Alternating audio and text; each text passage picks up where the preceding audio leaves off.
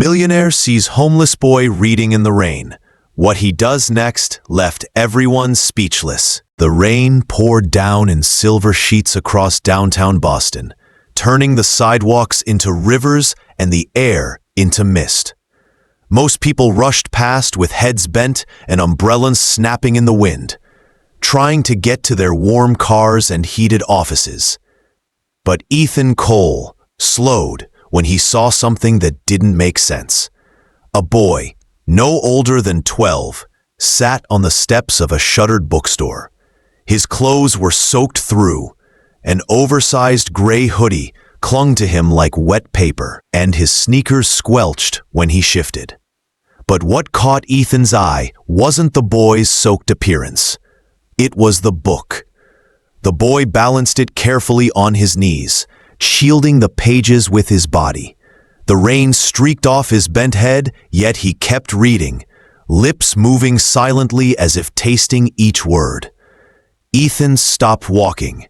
Cars hissed past on the street behind him. He could hear the buzz of a traffic light and the faint echo of jazz from a nearby cafe. But it was the boy in the rain who held his attention. He thought about walking on. He had a meeting in 15 minutes on the top floor of the Cole Tower, a glass monument that bore his name. A deal worth millions. And yet something in him wouldn't let him move. "Hey, kid," Ethan called over the rain. "What are you doing out here?" The boy's eyes flicked up, cautious and sharp, the color of wet earth. "Reading," he said simply. "You know it's raining, right?" Ethan said, stepping closer. "Yeah," the boy said, and bent back over the book. Ethan's tailored suit was quickly speckled with rain. "Shouldn't you be somewhere dry? School? Home?" The boy's fingers tightened on the book. "Don't have one." "A school?" Ethan asked. "A home." The words were soft, but they sliced through Ethan's chest sharper than the cold. The boy didn't look up this time. "What's your name?" Ethan asked. "Liam." "Liam? Do you know how to get to a shelter?" "Bin," Liam said without emotion. "Books are better." Ethan stood there, rain crawling down his collar. A sleek black town car idled across the street. His driver, Mason, cracked the window. "Sir, we're late." Ethan raised a hand, not looking away from the boy. He crouched down slowly, lowering himself until he was eye level. "What are you reading?" Liam hesitated, then tilted the cover up. It was an old paperback copy of To Kill a Mockingbird, the edges feathered and the spine broken. "Good choice," Ethan said. "Found it in the trash behind the library," Liam murmured. "Someone threw it out, but it's still good." The words lodged in Ethan's mind. Thrown out, but still good. He reached into his pocket, pulled out his wallet, and hesitated. Money felt clumsy suddenly. Wrong. Like trying to patch a sinking ship with confetti. "Are you hungry?" Ethan asked instead. Liam gave a single shrug, not taking his eyes from the page. "Come on," Ethan said, standing and extending a hand. "I know a place with the best grilled cheese in Boston, and it's dry." Liam's eyes narrowed. "Why?" "Because no one should be sitting in the rain," Ethan said simply. Liam studied him for a long beat, rain streaking down his hollow cheeks. Then, slowly, he closed the book and tucked it inside his hoodie. "Okay," he said. Ethan opened the door of the warm town car. Liam hesitated at the threshold. Water dripping onto the leather floor mats, and Mason gave a skeptical glance in the rearview mirror. Ethan nodded at him. "Don't say a word." As the door shut, the city sounds vanished, and the quiet inside wrapped around them. Liam shivered uncontrollably, clutching the book through his hoodie. "Heat's on," Ethan said gently, turning the dial higher. "What's your favorite subject?" Liam blinked at him. "Books," he said. "That's not a subject." "It is if you don't have anything else." Liam said. Ethan looked out the window as the car pulled away from the curb. The deal he was supposed to be closing felt distant, irrelevant. A boy who had nothing except words sat next to him, and somehow he felt like the richest soul Ethan had ever met. They stopped at a small diner tucked between a pharmacy and a laundromat. It was old, with squeaky booths and a bell that jingled when they entered. The waitress, Connie, did a double take at Liam's dripping clothes, but said nothing when Ethan quietly ordered soup, grilled cheese, and hot chocolate. Liam ate like someone afraid the food might vanish. Halfway through the soup, his shivering eased. He kept glancing around, like he expected someone to tell him to leave. "How long have you been out there?" Ethan asked. Liam shrugged. "A while." "No family?" Liam shook his head. "Just books." Ethan felt something tighten in his chest again. "What do you want to be when you grow up?" Ethan asked lightly. Liam's eyes flicked up. "A writer," he said. There was no hesitation, no apology, just a quiet, steady certainty that hit Ethan harder than any business proposal ever had. Outside, the rain eased to a drizzle, streaking the glass with silver threads. Ethan looked at Liam, at the way he held the spoon like it was something borrowed, at the way his eyes softened whenever they strayed back to the shape of the book under his hoodie. And for the first time in years, Ethan felt something shift inside him, something like purpose. When Liam finished, Ethan slid the untouched grilled cheese across the table. "Take it with you," he said. "You're not going to eat?" "I will later," Ethan said. Liam tucked the sandwich into a napkin. "Come back tomorrow," Ethan said suddenly. Liam froze. "Why?" "Just do," Ethan said. "Same time, same place." Liam studied him again with those earth-dark eyes. "Okay," he said softly. When Ethan returned to his tower office that afternoon, he couldn't remember a single thing about the meeting. All he could see was a boy reading in the rain. Next morning was cold and colorless over Boston. Ethan woke before dawn, paced with a coffee he forgot to drink, and kept seeing the boy in the rain. By 8:55, he was back at the diner, suit pressed, heart unsteady. Liam came from the alley, hood up, the paperback tucked in his sweatshirt. He paused at the door, then slid into the booth. Connie set 2 hot chocolates down without asking. "You came," Ethan said. "You said same time," Liam answered, warming his hands. They ate quietly. The rain ticked the windows. Buses sighed at the curb. Liam kept an elbow on the book, as if the air might steal it. "If you're serious about writing," Ethan said, "you need a place to write, somewhere dry." "Libraries ask for addresses," Liam said. "What if you used mine?" Ethan said. "Until you have your own." Liam blinked. "People don't do that." "Sometimes they should," Ethan said. "When I was 12, a hotel guard let me read behind the desk while my mom cleaned rooms. It felt like I belonged somewhere for an hour." Liam considered, then nodded. After breakfast, they walked to an office supply store. Under humming lights, Liam chose a notebook, pencils, an eraser, and a cheap plastic folder. At register, he whispered, "Yes, please," to the bag. "One more stop," Ethan said. "Where?" "My building." The Cole Tower lobby was glass and stone. The guard straightened. "Morning, Mr. Cole." "Morning, Nate," Ethan said. "This is Liam. He's with me." "Welcome, Liam," Nate said. Upstairs, Ethan found a small conference room with a window seat. He set water down, slid a box of tissues across, and said, "Rule 1, every writer gets tissues." Liam almost smiled. He opened the notebook. After a long minute, he wrote, small and neat, "The rain sounds different when you're listening." Ethan read it upside down and felt something unlock. "Keep going." For an hour, the room held only pencil scratches. At 10, his assistant Nora appeared with a tablet. "The board is waiting," she said, then noticed Liam. "Hi." 10 minutes, Ethan said. Liam closed the notebook, assuming goodbye. Ethan shook his head. "Not yet. We need a plan." Outside, the wind pushed at their coats. "I know a shelter," Ethan said. Shirley runs it.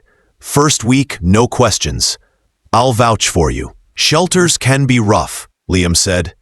This one's different, Ethan said, and I'll check on you. Shirley's shelter sat beside a church, a hand-painted sign over the door. Dignity lives here. Inside smelled like laundry and coffee. Shirley was small and steady. House rules, she told Liam. No trouble, no disappearing. Shower before bed, chores in the morning. Can you follow those? Yes, ma'am, Liam said. Locker 18, she said. Welcome. Outside, Ethan gave Liam a prepaid phone with one contact saved under Ethan. Text me if you need anything, and write, even if it's one line. Over the next 3 days, a rhythm found them. Mornings at the diner, an hour in the quiet room, afternoons at the shelter. Liam wrote about sidewalks and buses. Ethan discovered meetings felt heavier than before. He measured days by whether he made it to the window seat by 10. On the 4th morning, Liam didn't show. Connie refilled Ethan's coffee and watched the door. 9 became 9:30. Ethan texted, "You okay?" No dots. He called the prepaid. Voicemail. He called Shirley. He left after breakfast, she said, worry in her voice. Said he was meeting you.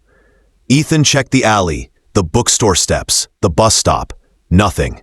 He had Mason drive loops while he scanned doorways. By a trash can near the shelter stop, something green glinted. Ethan pulled a plastic folder free. Inside were pages of careful handwriting. Dot and sentence. The first line was the one he remembered. The newest page ended with a sentence that made his stomach drop. If I disappear, it's because the past finally found me. Ethan stood still while the rain stitched the ground between his shoes. The word past rang through him. He turned another page and found a half paragraph about a night train and a voice that said run. The next page was blank. He called Shirley back. Did anyone ask for him? Anyone new hanging around? A man in a camo jacket came by last night, she said. Said he was looking for a nephew named Liam. I told him to come back with ID. He didn't. Did Liam see him? Not that I know, but rumors move fast. If he appears, call me first, Ethan said. I will, Shirley said. And Ethan, be careful. Some folks don't like losing what they think they own. The word own sharpened the air. Ethan slid the pages into the folder and tucked it inside his jacket. He looked up at the tower with his name, then at the shelter's small sign. Somewhere between those two doors, a boy had gone missing. Instead, he told Mason to drive to South Station. If Liam's words were maps, they pointed to trains and leaving. Ethan moved along the platforms, scanning faces. Rain blew in and made the rails shine. He didn't find Liam. On the way back to the car, his phone buzzed. An unknown number. 3 words. Don't look, Mr. Cole. Ethan stood under the station awning, folder pressed to his ribs, city roaring around him. Ethan didn't move at first. The words blurred on the screen, as if the rain had seeped into the letters. Don't look, Mr. Cole. Not a threat, not quite, but something colder, like a door being shut from the other side. He called the number, straight to voicemail. He texted back, "Where are you? I just want to talk." No reply.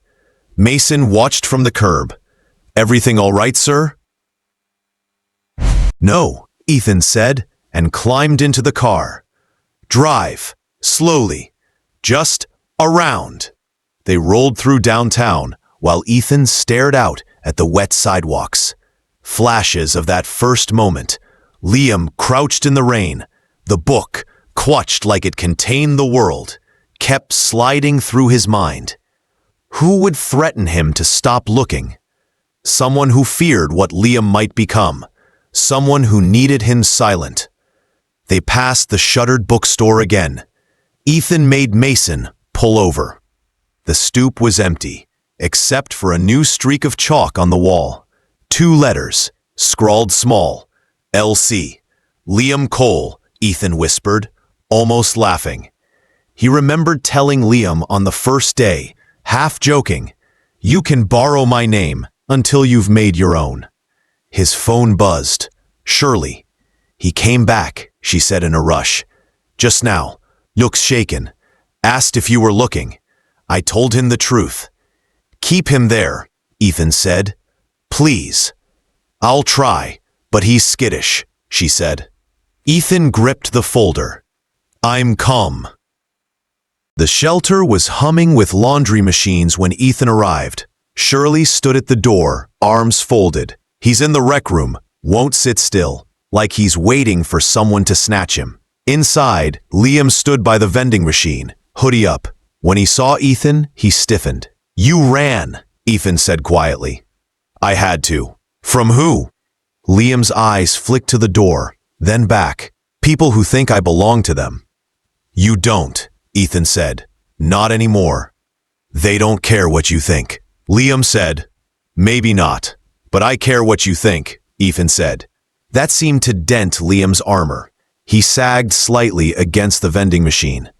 "I didn't want you to get pulled into it," he murmured. "Too late," Ethan said. "I found your pages." Liam's shoulders tightened. "I shouldn't have written about them." "Writers tell the truth," Ethan said, "even when it's scary." Liam's eyes shone briefly, then dulled. Truth gets people hurt. Silence gets them erased. They stood in the hum of the dryers. Finally, Liam whispered, "They were supposed to take care of me, the foster place, after my mom. But it was bad. I left. They said if I told anyone, they'd say I stole from them. No one listens to kids like me." Ethan's hands curled. "I'm listening. What difference does that make?" Liam said bitterly. "Enough," Ethan said. "Maybe more than enough." That night, Ethan didn't go home. He stayed at the shelter in a corner chair, while Liam finally slept curled under 2 blankets. In the quiet, Ethan wrote an email to his legal team.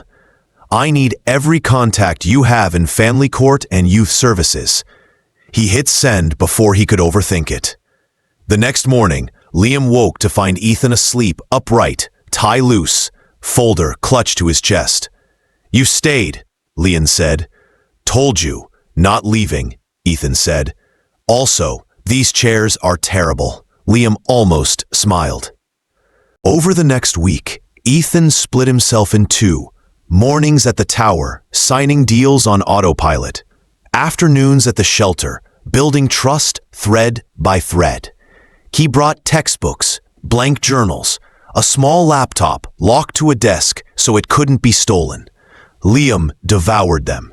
He wrote until his fingers cramped, typed until his eyes blurred. "You're different when you're writing," Ethan said one evening. "I'm real when I'm writing," Liam replied.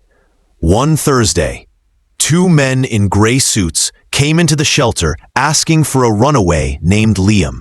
Shirley stalled them while Ethan slipped Liam out the back. They hid in the diner booth until the men left.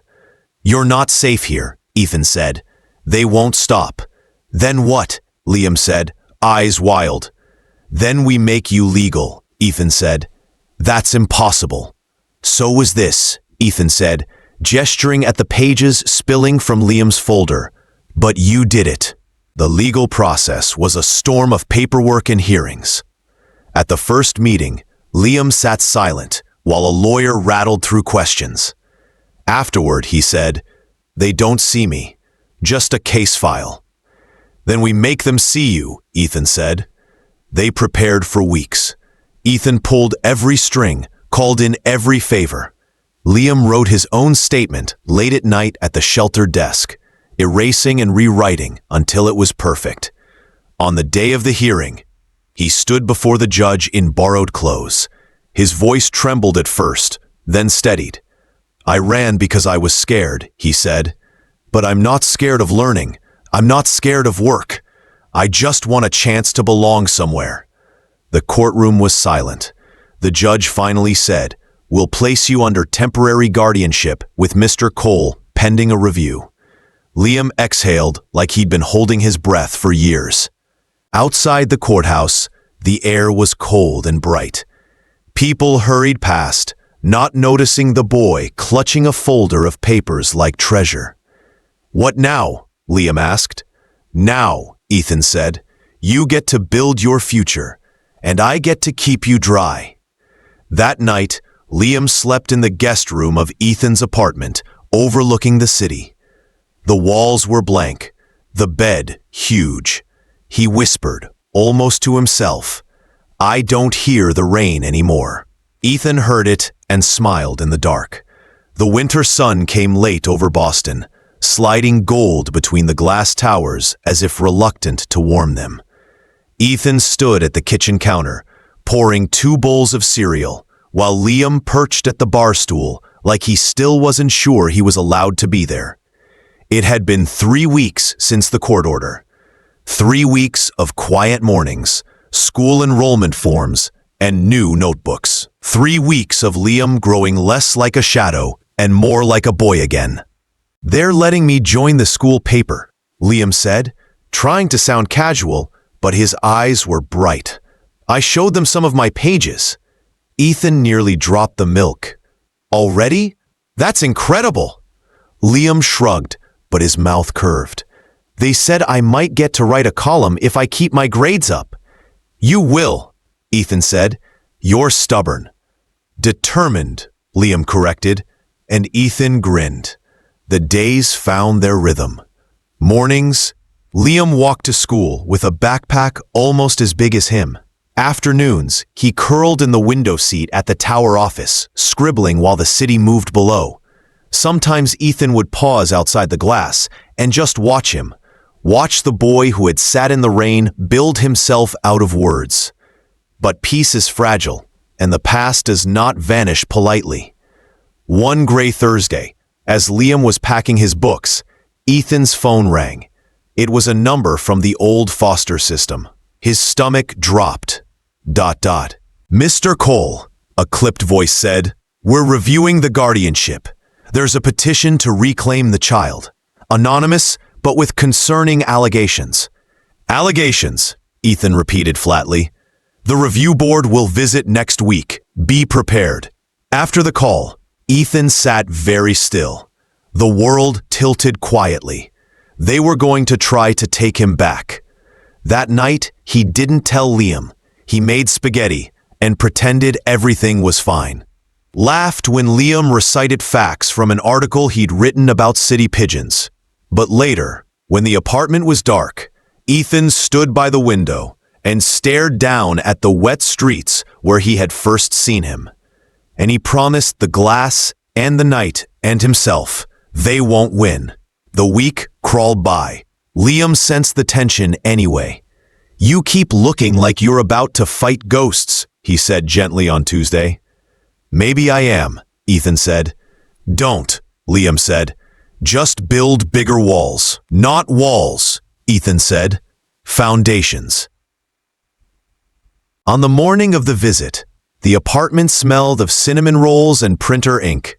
Ethan had stacked binders of records, school registration, medical exams, essays Liam had written. Liam wore a clean button-down and clutched his notebook like armor. 3 officials arrived, all gray suits and cold eyes. They asked questions with voices that didn't bend. Did he feel safe here? Did he understand this was temporary? Did he know Mr. Cole was not family? Liam's voice didn't shake. "Family is who stays," he said simply. One of them frowned. "Children don't decide that." "Maybe they should," Liam said. They examined everything, then left in a wash of perfume and clipped heels. The door closed. Silence. Liam sat on the floor, shoulders sagging. "Did I ruin it?" "You made it unbreakable," Ethan said. Days passed with no word. Each one stretched thin. Liam still wrote, still went to school, but Ethan caught him staring out the window too long, as if bracing for someone to come pull him away. On the 6th day, an envelope arrived. The letter inside was brief. The board finds no cause to revoke the guardianship. Continued placement is approved. Liam read it twice. We won? We held the line, Ethan said softly. Liam set the paper down with trembling fingers. Then he crossed the room and hugged Ethan hard enough to hurt. Ethan hugged back just as fiercely, feeling the fear shake out of the boy like water. After that, everything changed quietly. Not overnight, but piece by piece. Liam painted his room sky blue. He joined the debate team. He published his first article in the school paper about the hidden history of the old bookstore where he'd first sat in the rain. It ended with one sentence that made Ethan's throat close. Sometimes you have to be found to remember you were never lost. Months later, spring rolled in, soft and green. On a warm Saturday, they walked past that same bookstore. The door was open now. Someone had bought it and turned it into a tiny community library. Liam darted inside, eyes wide, trailing his fingers over the spines. Ethan leaned center and doorway, watching him move through the stacks like he belonged to them and they to him. This place smells like hope, Liam said. Maybe that's just books, Ethan said. Maybe books are hope, Liam answered. On the walk home, Liam said, someday I'm going to write our story. Make me sound tall, Ethan said. You are tall. Taller then. Liam laughed, the sound bright and full. Years from now, people would know his name from book covers, from speeches about resilience and the power of words. But that afternoon, he was just a boy who had once read in the rain and found shelter in someone's belief. And Ethan, who had once thought fortune was made of glass towers, finally understood it was made of moments like this. A walk through sunlit streets beside the boy who called him home. The wind rustled the pages poking from Liam's bag, and Ethan smiled. Come on, he said. Let's go write the next chapter. And together, they did.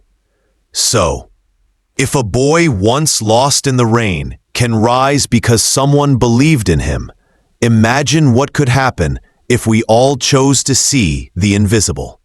Sometimes, changing a life doesn't take millions, just a moment of courage.